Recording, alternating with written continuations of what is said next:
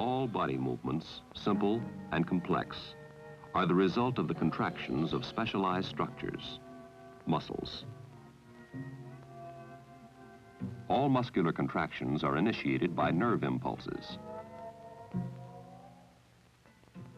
In the laboratory, this can be easily demonstrated.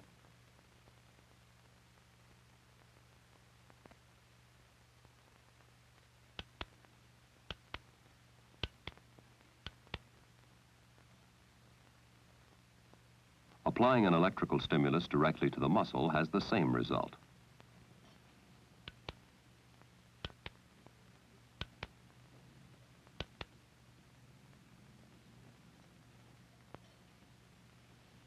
Contraction of the whole muscle is due to the contraction of its parts.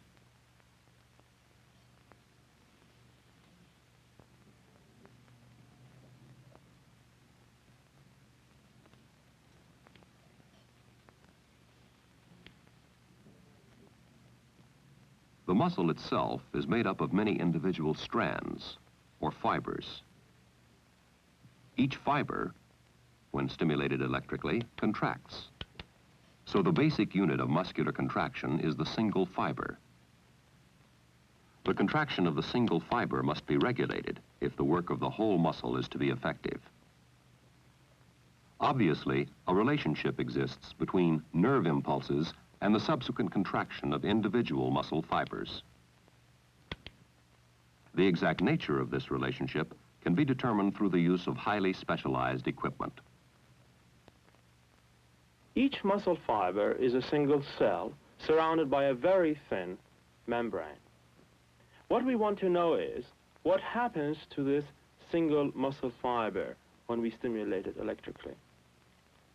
In this apparatus, I have a muscle bundle made out of about 20 fibers sitting in a tissue bath. In the bath, also, I have two very fine microelectrodes sitting very close to the surface of the muscle fiber. These microelectrodes are attached to the input of an oscilloscope. The tip of these microelectrodes is so fine that I will not injure the cell when I penetrate the microelectrode inside.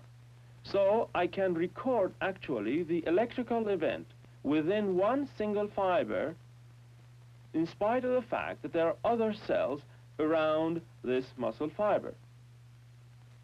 I am now going to penetrate the microelectrode into the fiber.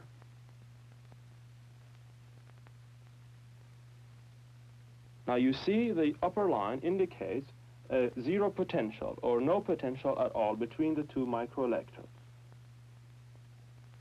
As I am penetrating the microelectrode, I watch the oscilloscope beam. Aha! There is a sudden deflection in the beam of the oscilloscope. This indicates that I have penetrated into the muscle fiber, and further indicates that the inside of the membrane is negatively charged with respect to the outside. This difference is approximately 90 millivolts, and it is called the resting membrane potential. Now let us see what happens as I start electrically stimulating this fiber. Okay? Now I will start increasing the stimulus strength slowly and watching the scope. Nothing is happening. I increase the stimulus strength further, still nothing happening. And as I increase it a bit more, aha, there it is, a rapid event on the face of the oscilloscope. The muscle fiber has fired. And this rapid event seems to have occurred when the difference between the outside and the inside of the fiber has decreased to 60 millivolts. Let's try this again. I will now again start increasing the strength of the stimulus. Nothing happens. I stimulate it further. Still nothing. Okay, I increase it a bit more. Aha, there it is, a spike again, and it seemed to have fired at around minus 60 millivolts again.